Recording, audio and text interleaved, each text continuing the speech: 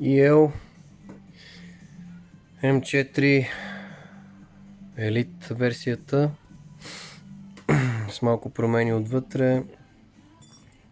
Electronic Altair Soft Systems ISCLU Pro, последната, която е с пълна защита от изгаряне от къси съединения, както и с функция Precock, батерия 11.1.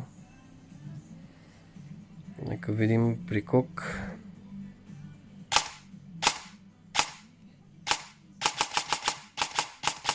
Имайки предвид, че това е с Elite мотора, т.е. по-слабия мотор на EL.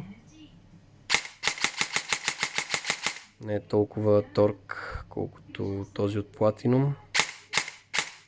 Видим Full Auto.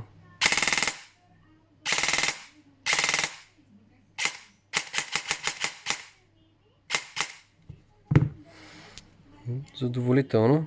М115 пружина и по-късно ще видим какво ще излезе от този билд.